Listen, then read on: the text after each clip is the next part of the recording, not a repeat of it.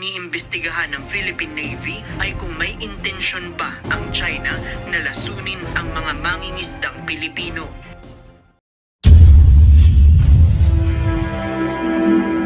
Magandang araw po at magandang gabi sa mga nakakapanood sa gabi at sa lahat po ng naabot ng video nito. Welcome po dito sa AMB o Avoy Mix Videos. Ngayon po may video o balita po tayo na bibigyan po natin ng reaction, no? Ito ay mula sa UNTV News and Rescue at patungkol ito sa mga Chinese, no? O yung sa China, no? Yung marumi nilang taktika dito sa West Philippine Sea, no? At mukhang nilalason po at may balak po silang lasunin itong ating mga mangingisdang Pilipino. So, para makita po natin yung kabuuan ng report, panoorin po natin ang video na ito at i-play na natin. Lahat naman ang ito, part ng deceptive messaging nila ito. Lahat naman ang nilalabas natin na katotohanan through our transparency initiative, talagang kinukontra nila at sinasabi na nagawa-gawa natin. Naniniwala ang Philippine Navy na hindi aaminin ng China ang pagsasagawa ng cyanide fishing sa kabila ng mga ebidensyang nagpapatunay nito.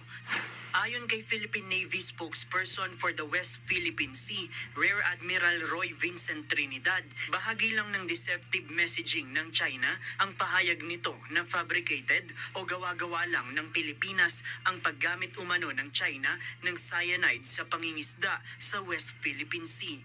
Naunang sinabi ni Chinese Foreign Ministry spokesperson Guo Jiakun na walang kredibilidad ang kwento ng Pilipinas. Ito siya ang walang kredibilidad, no, ang mga Chinese, no. Kita mo, di ba? Una, sabi nila, yung Spratly bahay lang ng mga mangingisda para tuluyan nung panahon na hindi pa nila dinidevelop. Pero ngayon, ano yan, di ba? Mga kampo ng mga Navy o kampo ng military. Nagmi-militarization sila dyan sa area na yan. So, sino ang walang kredibilidad? Di ba itong mga Chino na to? Di ba? Lalo ito. No?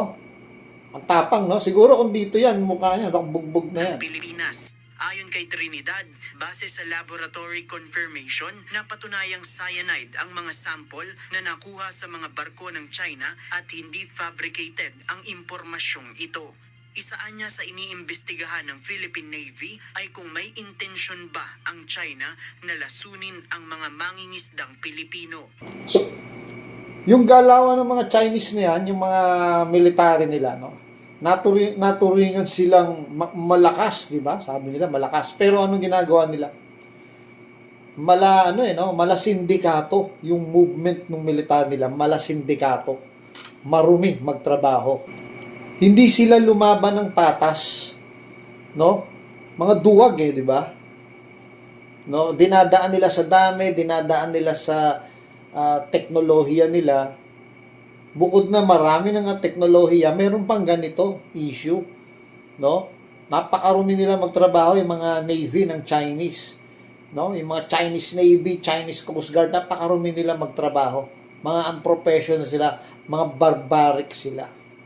So, ang tanong ngayon na pinag-aaralan natin, was this an attempt to possibly poison our men by putting cyanide into our suction ng ating mga desalinating machines?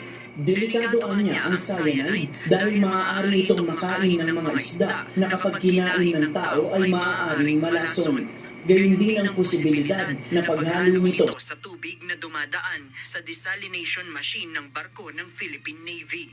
We are exposing our men to greater risk pag ang isda ay ma-ingest nila or mahigop ng ating desalinating machines aboard ships. Posibleng may mangyari sa ating mga kasundaluhan aboard the Fisher. Kita mo, di ba? Panlalason po yan, no? Napakarumi nyo, mga Chinese Navy, mga Chinese Coast Guard. Kita nyo yan, mga, di ba, Chinese yan, nahuli na yan, mga Chinese na fishing yan Bakit nakakalusot yan sa inyo? So, mga kasagwat nyo yan, mga Chinese Navy kayo, mga Chinese kayo. Ang lakas nyo na nga, nanggaganyan pa kayo. Ang dumi nyo magtrabaho, karuwagan yan. Mga PLA, mga duwag. No, marumi magtrabaho, unprofessional. Patuloy na magpapatrolya ang Philippine Navy sa loob ng exclusive economic zone ng bansa para protektahan ang mga Pilipinong mangingisda. Patuloy rin silang nagsasagawa ng pagsusuri sa iba pang bahagi ng West Philippine Sea kung mayroon pa gumagamit ng cyanide sa pangingisda o kung may mga nasirang bahura. JP Nunez, UNTV, News and Rescue. So hanggang dito na lang po, no? Pinakita lang po natin yung fresh na balitang ito na pinaggagawa na naman ng mga walang magawang mga duwag na Chinese PLA, no? Hindi na lang sila magpatrolya. Ito mo yung katangan nila, sila nagbanggaan, di ba? So very unprofessional talaga yung mga movement nila, no? Ayan nilalason po tayo, no? Dati isipan ang nilalason niya, hindi nila malason yung isipan. Yung mga physical na pangangatawa na ng ultimo yung kasi balak nila lasunin mga mangingisda, pati yung mga sundalo, no? Nang sa ganon mapilitan tayong malison. Hindi po gagawin ng Pilipino. Kaya kayo mga Philippine Navy, mabuhay kayo. Ginagawa ninyo yung trabaho nyo. At pagpalain kayo ng Panginoon at inilalahad nyo yung katotohanan. Hindi yung kasinungalingan na gagaya na ginagawa ng Chinese, no? Puro deny, pero kitang-kita naman, nandyan, tumatakbo yung ebidensya.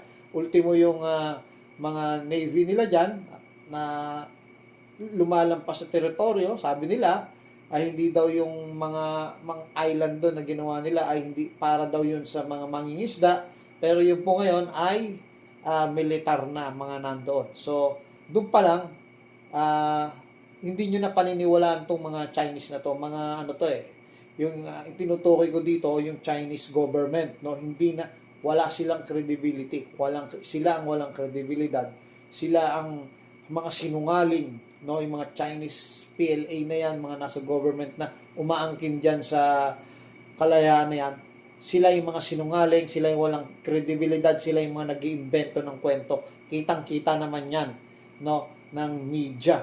At kayong mga Chinese na mamamayan, nilalason ang isip nyo ng inyong gobyerno. Pinalalabas nila, mali ang Pilipino.